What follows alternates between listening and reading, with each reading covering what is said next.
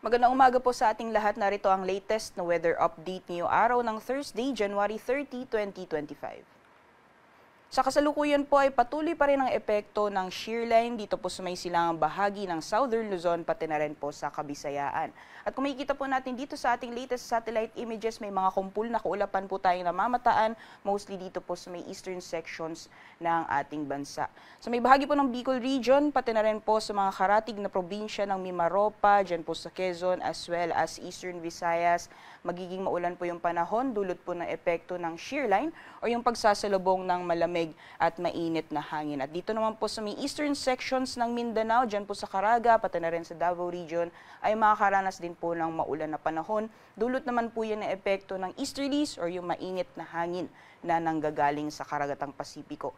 Sa may area naman po ng Luzon, patuloy ang epekto ng northeast monsoon o hanging amihan at magdudulot din po ito ng mga light to moderate naman ng mga pagulan, mostly sa may eastern sections ng Luzon area. So nakikita po natin dito sa ating latest satellite animation, mostly yung silangang bahagi po ng ating bansa ang makakaranas ng maulan na panahon ngayong araw. Samantalang sa western sections naman po ng ating kapuluan, asahan po natin yung bahagyang maulap hanggang sa maulap po na kalangitan.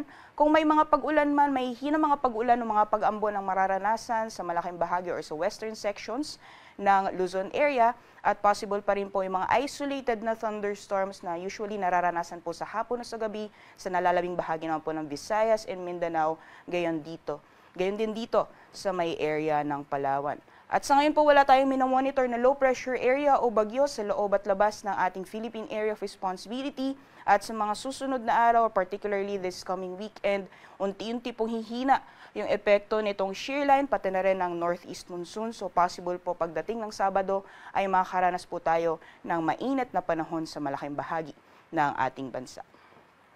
Dapo po tayo sa magiging lagay ng panahon ngayong araw dito sa Luzon area. Dulot po ng epekto ng northeast monsoon, pati na rin po ng shear line. Dito po sa eastern sections ng Luzon ay makakaranas po tayo ng mga pag-ulan.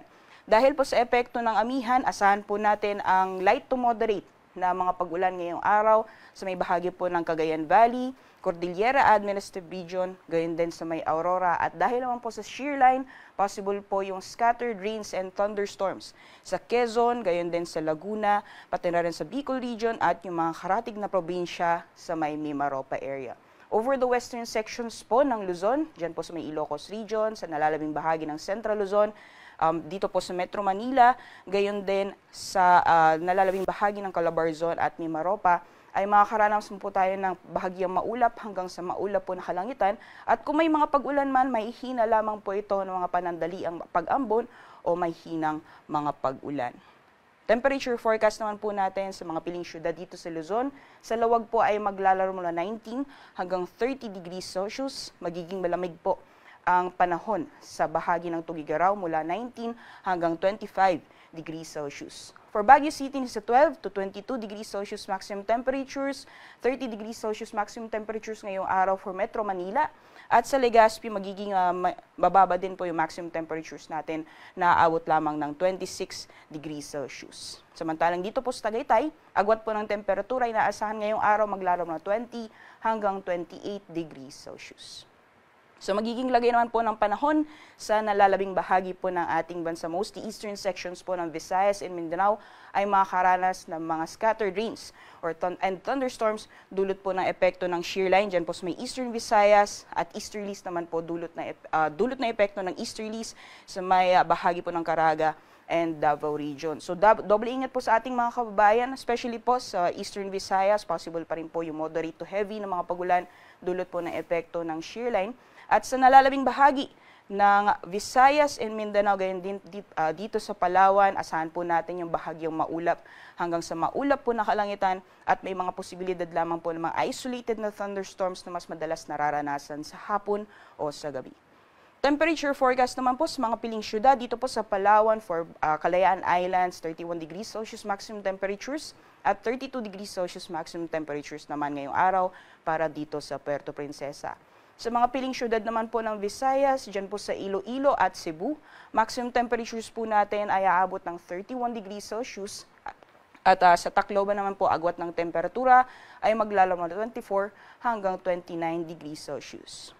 Sa mga piling syudad naman po ng Mindanao, dito po sa Zamboanga, ay aabot po ng 33 degrees Celsius maximum temperatures. Sa Cagayan de Oro, 23 to 31 at sa Davao naman 25 to 32 degrees Celsius.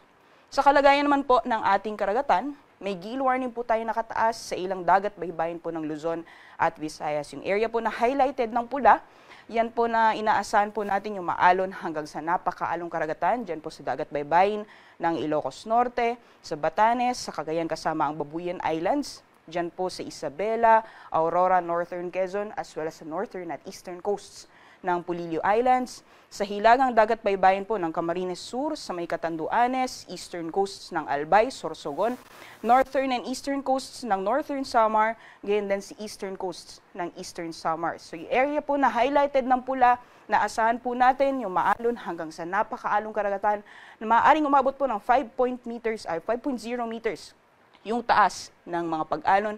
So delikado pong pumalaot, lalong-lalo na po sa ating mga kababayan na may mga maliit na sakyang pandagat. Sunrise po natin ngayong araw ay 6:25 a.m. at lulubog mamayang 5:54 p.m. Para sa karagdagang impormasyon, bisitahin lamang po ang aming social media accounts at ang aming website pag-asa.dust.gov.ph. Yan lang po latest mula dito sa Pag-asa Weather Forecasting Center. Rhea Torres po, magandang umaga.